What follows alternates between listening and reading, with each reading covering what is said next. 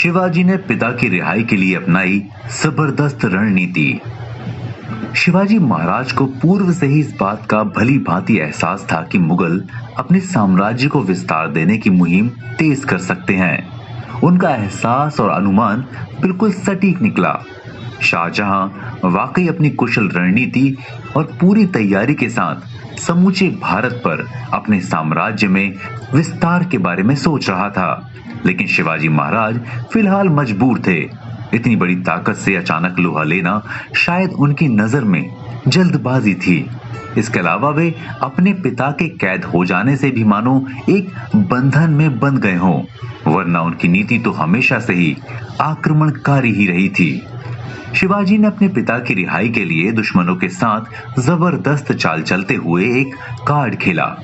उन्होंने शाहजहां सम्राट को संबोधित करते हुए एक पत्र लिखा, जिसमें मुगलों के लिए काम करने की मंशा का इजहार किया गया था। शिवाजी के इस प्रस्ताव को सुनकर मुगल बादशाह शाहजहां की बाछें खिल उठीं। वो तो यही चाहता था कि मुगलों की ओर से कोई वीर मराठा उनके शासनिक और प्रशासनिक कार्यों की जिम्मेदारी अपने कंधों पर उठाने की इच्छा जताए। शिवाजी जैसा पराक्रमी और आदर्श शूरवीर के जरिए इस बड़ी जिम्मेदारी के बोझ को उठाने की बात ने मानो शाहजहां के चेहरे की मुस्कान को और अधिक गहरा कर दिया हो। ये उसके लिए कुछ ऐसा ही था कि जैसे किसी की मुराद को बिन मांगे ही पूरा कर दिया जाए। इस प्रस्ताव से बीजापुर के सुल्तान आदिल शाह की सल्तनत और उसके बढ़ते विस्तारवादी कदम पर भी रोक लग जाती, क्योंकि शाहजहां की नजर में शिवाजी के अलावा हिंदुस्तान में दूसरा और कोई भी शासक या जागीरदार ऐसा नहीं था जो आदिल शाही सल्तनत के सामने खड़े होने का साहस कर सकता था। यहाँ एक बात स्पष्ट भी होती है कि राजनीति के लिए मुसलमान शासक किसी विशेष धर्म या जाति के समर्थक या विरोधी नहीं थे। वे अपने शासन में विस्तार के लिए किसी भी सहारे के लिए तैयार थे, चाहे उसका संबंध समाज के किसी भी धर्म या जाति से हो।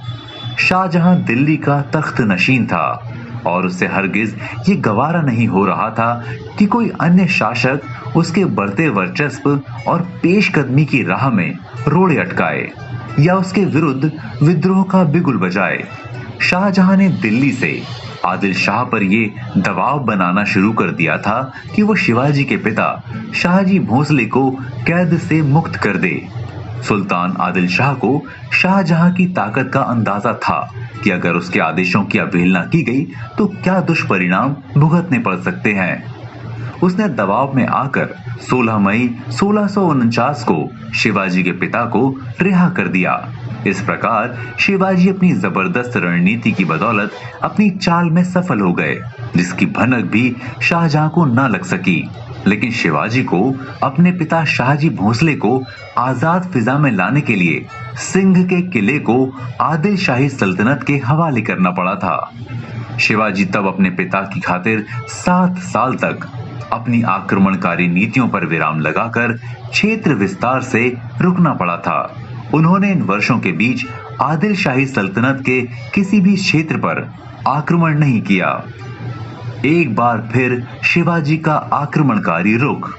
1656 में एक बार फिर उन्होंने स्वराज की स्थापना से जुड़ी अपनी नीति को अमल में लाने के लिए कमर कस ली। इस बार उनके निशाने पर पुणे के दक्षिण प्रांत में जावली गांव आया, जो सतारा जिले में महाबलेश्वर पहाड़ के करीब स्थित था। यहाँ चंद्रराव यशवंत बोरे 16वीं शताब्दी में बीजापुर का जागीरदार था। यशवंत मुगलों का हितैषी और परम समर्थक माना जाता था। उसका स्वभाव सख्त और कठोर था। किसी छोटी बात को भी अपने आत्मसम्मान पर लेना उसकी आदतों में शुमार था।